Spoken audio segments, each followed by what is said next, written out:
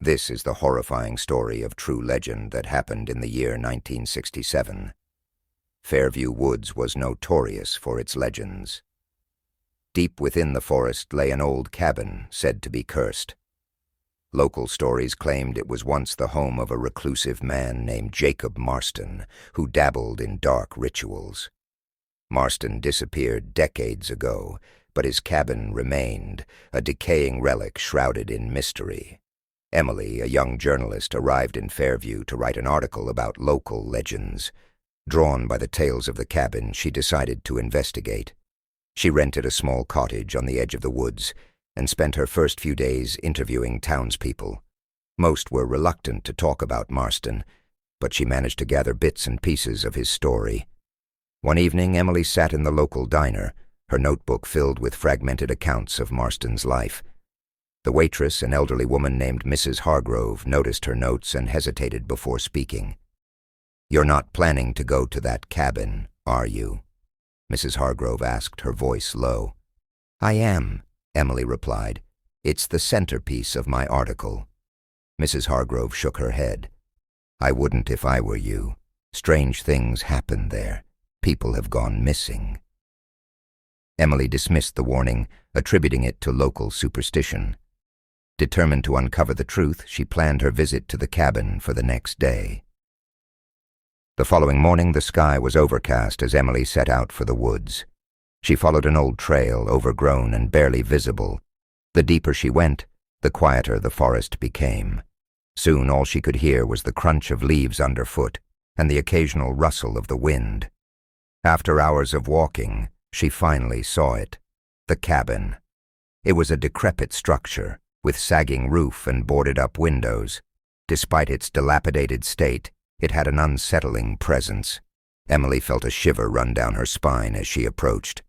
The door creaked open with little effort. Inside, the air was thick with the smell of decay. Dust motes danced in the shafts of light that filtered through the cracks. The interior was sparse, with a few pieces of broken furniture and a fireplace filled with ashes. On one wall, a large faded painting of a man hung crookedly. Emily assumed it was Marston. As she explored the cabin, Emily found a trapdoor hidden under a threadbare rug. Her heart pounded with excitement and fear. Taking a deep breath, she pulled it open and descended a rickety wooden ladder into the darkness below. The basement was a single large room with stone walls and a dirt floor. The air was even colder and damper than upstairs. In the center of the room stood an altar, covered in strange symbols and what looked like dried blood. Shelves lined the walls, filled with dusty jars and old books. Emily's eyes widened as she realized she had stumbled upon Marston's ritual chamber. As she examined the altar, she noticed a large book bound in what appeared to be human skin. She hesitated before opening it, feeling a deep sense of dread. The pages were filled with drawings and writings in a language she couldn't understand. Among the pages, she found a map with a location marked deep in the forest, not far from the cabin. Suddenly, Emily heard a noise upstairs. Her heart raced as she listened. Footsteps. Someone was in the cabin. She quickly closed the book and hid behind a stack of old crates, holding her breath. The footsteps grew louder, descending the ladder. Emily's mind raced. Who could it be? And what did they want? The footsteps were slow and deliberate, echoing ominously in the confined space of the basement. Emily's breath hitched as she peered through a gap between the crates, trying to catch a glimpse of the intruder. A shadow stretched across the dirt floor, growing longer as the figure approached the center of the room. A tall, gaunt man came into view, his face partially obscured by the dim light filtering from above. He moved with an eerie calmness, as if he were familiar with every inch of the room. Emily watched in terror as he approached the altar, his eyes fixed on the open trapdoor above. Her mind raced, trying to make sense of the situation. Was this Marston? It couldn't be. He had disappeared decades ago.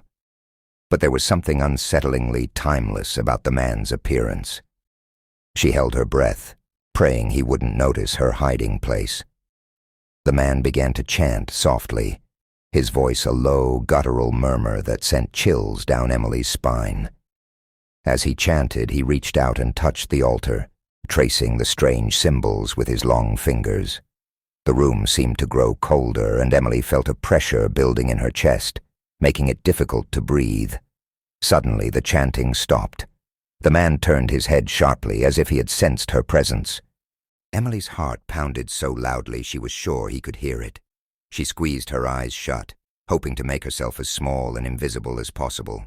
After what felt like an eternity, she heard the footsteps again, this time moving away from her.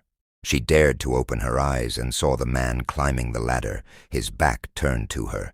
He disappeared into the cabin above, and the sound of the trapdoor closing echoed through the basement. Emily waited several minutes, her body trembling with fear. When she was certain the man was gone, she emerged from her hiding place. Her mind was racing with questions. Who was that man? What was he doing here? And most importantly, was he coming back? She knew she needed to leave before he returned, but she couldn't resist taking the strange book with her. It was evidence, a piece of the puzzle she was trying to solve. She stuffed it into her backpack and carefully climbed the ladder, listening for any signs of movement. The cabin was empty, but the sense of dread lingered. She hurried outside, her heart still pounding. The forest seemed darker than before, the trees closing in around her as she made her way back to the trail. She kept looking over her shoulder, half expecting to see the man following her. When she finally emerged from the woods, the sun was beginning to set. Exhausted and shaken, she returned to her cottage, locking the door behind her. She placed the book on the table and stared at it, feeling a mix of curiosity and fear. As night fell, Emily couldn't shake the feeling that she was being watched. She drew the curtains and checked the locks again. Her mind replayed the events in the basement, and she wondered if she had made a terrible mistake by taking the book. Desperate for answers, she decided to contact Dr. Robert Hayes, a professor of occult studies at the nearby university. She had interviewed him once for a previous article and knew he was an expert in ancient rituals and dark arts. She sent him an urgent email, describing what she had found and asking for his help in translating the book. As she waited for a response, she couldn't shake the feeling that her actions had set something in motion. The air in her cottage felt heavy, and she kept hearing faint whispers that seemed to come from nowhere. The night was long and restless. Every creak and rustle outside made her jump. When she finally drifted off to sleep, her dreams were filled with haunting images of the man in the basement and the strange symbols on the altar.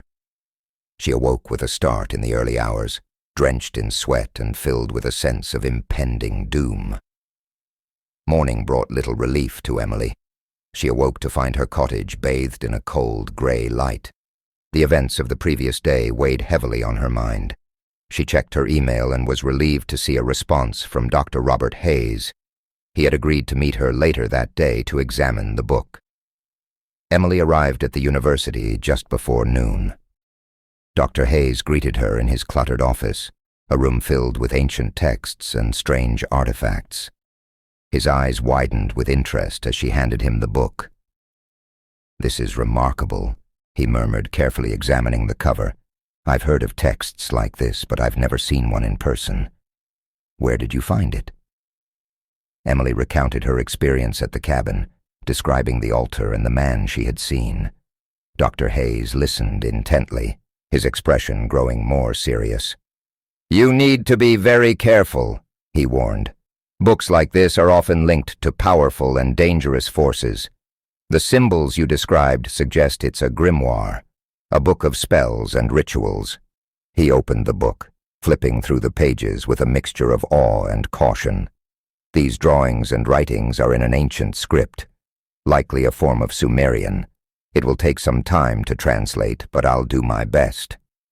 As Dr. Hayes worked, Emily couldn't shake the feeling that she was being watched. She glanced around the room, her nerves on edge. After a few hours, Dr. Hayes looked up from the book, his face pale. "This is deeply troubling," he said. "The book details rituals meant to summon and bind spirits. There are accounts of sacrifices and dark magic. One passage mentions a ritual to gain immortality by transferring one's soul into another body. If the man you saw was performing such a ritual, it could explain his presence and ageless appearance. Emily felt a chill run down her spine. What should I do? Dr. Hayes closed the book carefully. You need to stay away from that cabin. Whatever Marston was doing, it seems someone is trying to continue his work. This grimoire is a key part of it.